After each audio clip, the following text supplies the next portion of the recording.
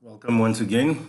At the next lecture in the series, we're looking at Lecture 2, Part 2, where we're specifically going to focus on the particle size analysis of clayey soils. Most soils consist of a mixture of particles from two or more size ranges. The size ranges we defined previously.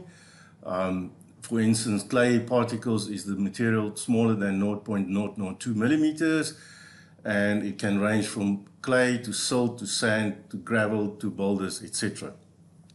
A particle size analysis is done, and it is determination or determining the percentage by mass of particles within different size ranges.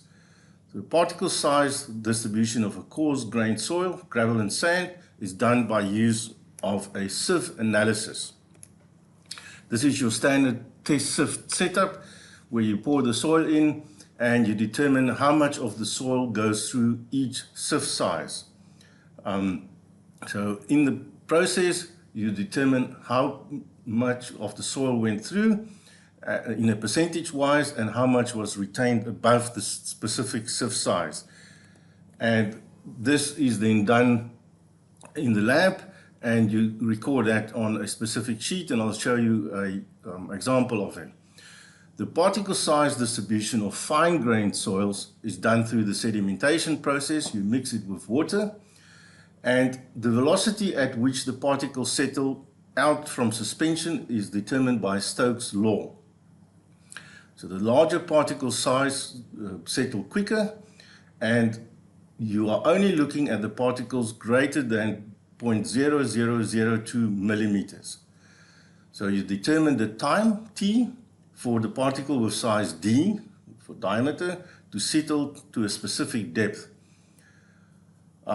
If you have particle sizes less than 0.0002 millimeters, that is done by the use of specific gravity measurement of the suspension by means of a special hydrometer.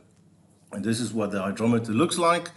And in the end, when you add up all these data, you plot it on a graph like this, on a table. So for soil A, 100% of the soil is smaller than 20 millimeters, 98% is smaller than 13.2 millimeters, and so on until you get to only 1% is smaller than 0.02 millimeters, and nothing is smaller than that.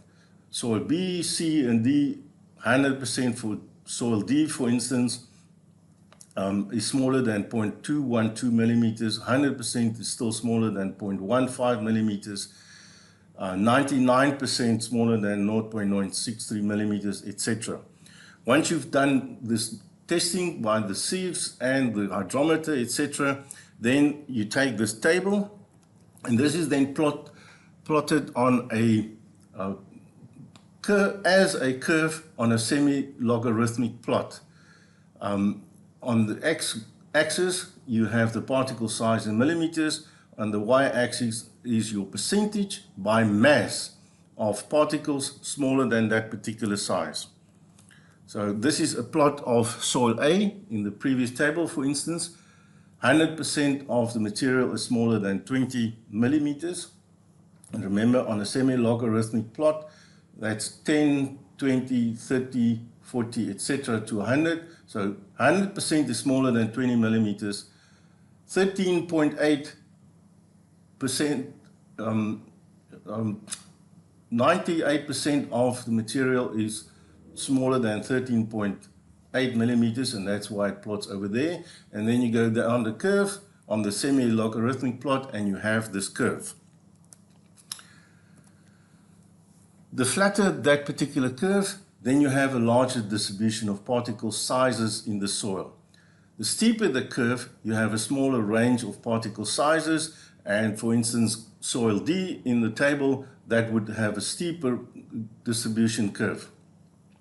A well-graded soil is a coarse-grained soil with no excess of particles in any size range and no intermediate sizes lacking. And that is represented by a smooth, concave distribution curve. So no excess of particles. So basically it means the soil's sizes and volumes go down in a more or less regular fashion with no huge jumps between sizes. So that gives you a smooth concave distribution curve. A poorly graded soil, on the other hand, is a coarse-grained soil with a high proportion of particles having sizes within very narrow limits. So there could be jumps between the sizes, or it has high percentages of gravel or sand and less particles in smaller sizes. And then you can also have a soil with coarse and fine particles present, but with less intermediate sizes, and this soil is called gap graded. So a well-graded soil has a nice smooth curve, nice and flat. A uniformly graded soil has a steep curve, and something like the Malmesbury sands or a beach sand will be uniformly graded. The particle size will be in a very narrow limit. And then you can have a gap graded soil where some sizes are actually missing.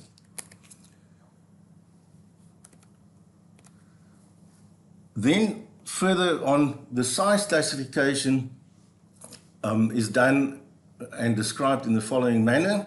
The D10 value, the size where 10% of the material is smaller than that size.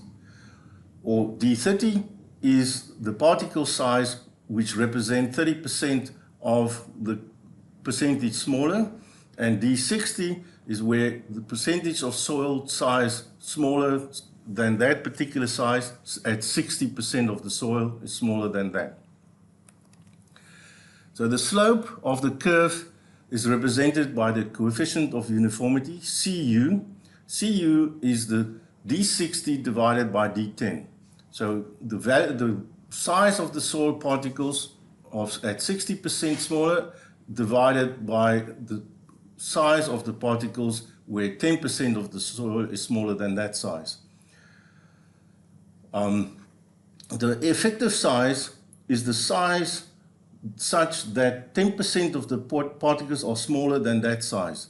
This can be used as the estimation of permeability, which we will look at further on in the course. So the effective size, D10, can be used to estimate permeability of that particular soil. We will look at this especially when we're looking at flow nets, etc. The form of the curve is represented by the coefficient of curvature, Cz. Cz is D30 squared divided by D60 times D10. That is Cz, the coefficient of curvature. The higher value of coefficient of uniformity have a larger range of particle sizes in the soil. So a well-graded soil have a value of Cz between 1 and 3, coefficient of curvature, Cz, and a value of Cu, coefficient of uniformity, larger than 6. Thank you. This is the end of this particular lecture.